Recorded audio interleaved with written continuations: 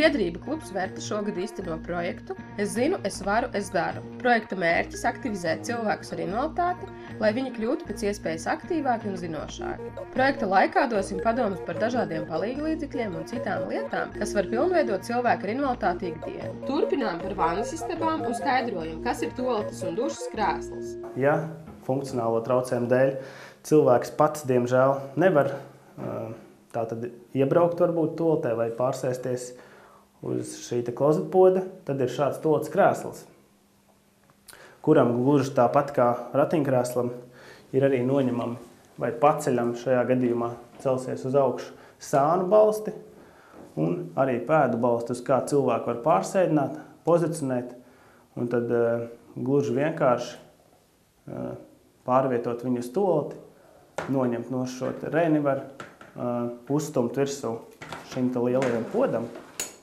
Un principā tad viņš veiksmīgi var darīt šo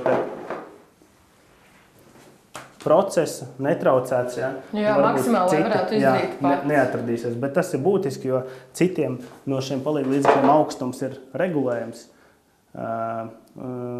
Bet atsevišķiem modeļiem nē, tāpēc ir svarīgi ievērot šo standartu, lai tas augstums ir tie 50 cm, viņi varētu uzstumt virsū. Tas ir viens no variantiem, un tāpēc tas ir pietiekami intīms, un varbūt šis risinājums ir diezgan piemērots. Gluži tāpat to var izmantot varbūt vecāki cilvēki, kuri dzīvo daudz stāvu, varbūt ne, bet privāti mājās ar vairākiem stāviem, un toalete atrodas pirmajā stāvā, viņi paši ir otrajā stāvā, un gluži vienkārši naktī ir vajadzība iet uz toaleti.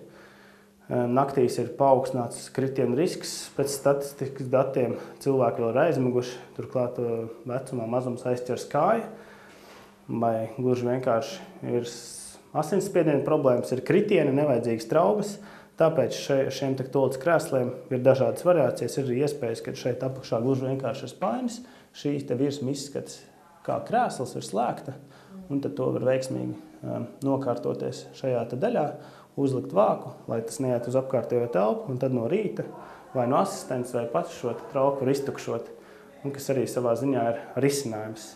Šeit ir arī variants, kas ir dušas krēsls. Šāds te dušas krēsls uz riteņiem, protams, visiem krēsliem ir bremzes, kas nofiksē un kalpo kā stabilitāte, lai arī persona justos droši. Krēsli arī ir visdažādākie. Un šajā krēslā gluži vienkārši radinieki var jau palīdzēt izģērbt personu, pārsēsties un iestumt dušas telpā un ļaut cilvēkam maksimāli neatkarīgi veikt tālāk mazgāšanas aktivitāti, cik tas ir iespējams. Tā kā risinājumi ir dažādi. Un, lai par tiem varbūt vairāk uzzinātu, tad iesaku apmeklēt ergoterapeitu, mazliet pakonsultēties un padomu nekad netiks liekti.